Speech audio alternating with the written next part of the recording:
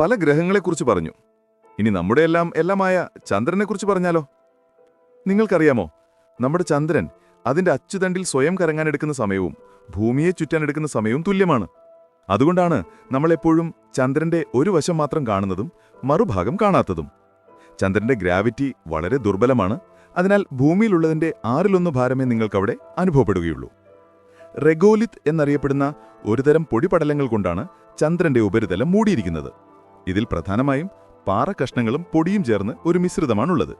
ചന്ദ്രന് കാര്യമായ അന്തരീക്ഷമില്ലാത്തതുകൊണ്ട് വർഷങ്ങൾക്ക് മുമ്പ് ബഹിരാകാശ യാത്രികർ പതിപ്പിച്ച കാൽപ്പാടുകളും അവർ ഉപേക്ഷിച്ചു പോയ ഉപകരണങ്ങളും ഇന്നും ഒരു മാറ്റവുമില്ലാതെ അവിടെയുണ്ട്.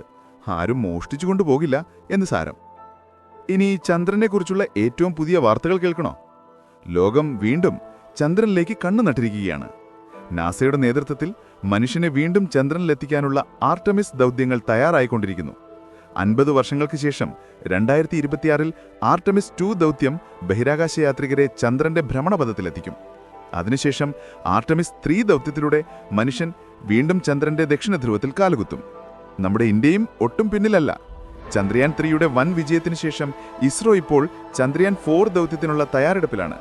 ചന്ദ്രനിലെ മണ്ണും പാറയും ശേഖരിച്ച് പഠനത്തിനായി ഭൂമിയിലേക്ക് തിരികെ കൊണ്ടുവരിക എന്നതാണ് ഈ ദൗത്യത്തിന്റെ ലക്ഷ്യം. 2027യുടെ ഈ വിക്ഷേപണം ഉണ്ടാകുമെന്നാണ് പ്രതീക്ഷിക്കുന്നത്. ഇത്തരത്തിലുള്ള ബഹിരാകാശ വിശേഷങ്ങൾക്കായി നമ്മുടെ ചാനലിൽ കൂടെ കൂടാൻ മറക്കല്ലേ.